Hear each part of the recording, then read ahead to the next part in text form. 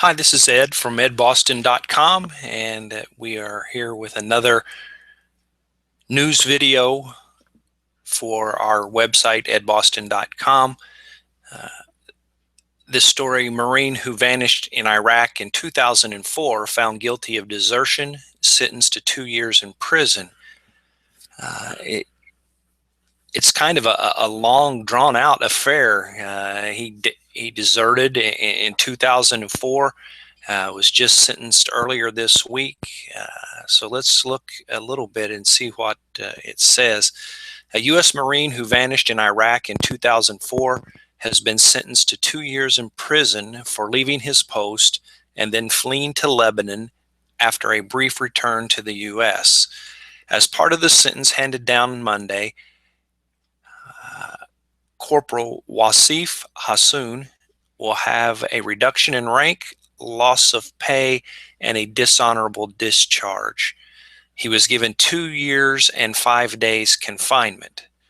Marine Major Nicholas March, the judge in the bench trial of Corporal Wasif Hussein, found Hussein guilty of deserting in Iraq in 2004 and then deserting again in 2005 by fleeing to Lebanon and after a brief return to the U.S. Hussein was also found guilty of causing the loss of his service pistol. Prosecutors argued during the trial that Hassan made preparations to flee his base in Fallujah in 2004 and foreshadowed his actions by threatening to leave for Lebanon. Defense attorneys maintained Hassan was kidnapped by insurgents in 2004. We'll go on with not reading everything in the story, but get a couple of more of the highlights here. In a recent interview with the Associated Press, Haitham Faraj, a lawyer for Hussein, questioned why his client's case was heading to trial when many unauthorized absences are handled administratively. It doesn't seem very fair, Faraj said. An expert on military law agreed that most servicemen accused of leaving their post receive administrative punishment. But Philip Cave, a retired Navy lawyer now in private practice, said Hassan's multiple absences, including one shortly before he faced a court hearing, may explain why his case is being handled with a trial. Hassan, a native of Lebanon and naturalized American citizen, enlisted in the Marine Corps in January of 2002 and served as an Arabic translator. Prosecutors cited witnesses who said Hassan didn't like how the U.S. was interrogating Iraqis and that he said he wouldn't shoot back at Iraqis. Intelligence documents declassified in recent months shed further light on the investigation of Hassan's kidnapping. An NCIS report from August 2004 states that Hassan's family in Lebanon seemed genuinely distraught after news of his kidnapping surfaced, contacting the U.S. Embassy in tears. Another report said the family told investigators that a representative of the Hassan clan, made up of Sunni Muslims, was able to negotiate with insurgents for Hassan's release.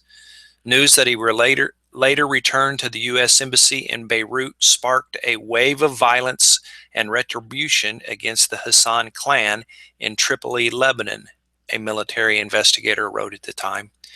Faraj suggested this evidence was either ignored or withheld from prosecutors in 2004. Someone at a high enough level with the proper clearances knew that this man had been abducted, and yet they brought charges forward anyway. Shortly after that, he was brought back to Camp Lejeune. Hassan was allowed to visit his family in Utah, and with his military court hearing looming, Hassan disappeared a second time in early 2005. Prosecutors have said his whereabouts were unknown for years. Hassan traveled to Lebanon but was arrested by that country's authorities after Interpol issued a bulletin triggered by his deserter status.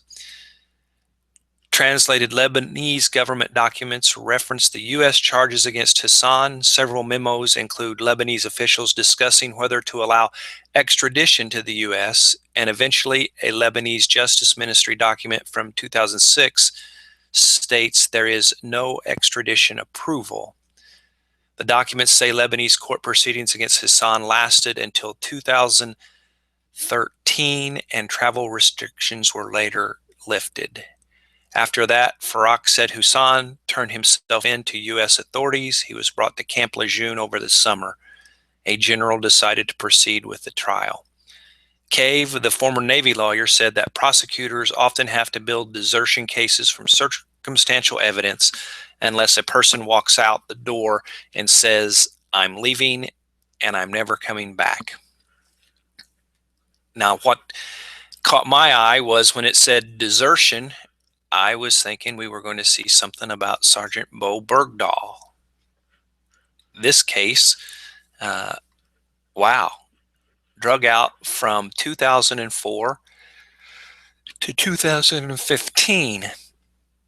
Hopefully we will get a little quicker decision on Sergeant Bo Bergdahl. Ed Boston from edboston.com. Thank you for joining.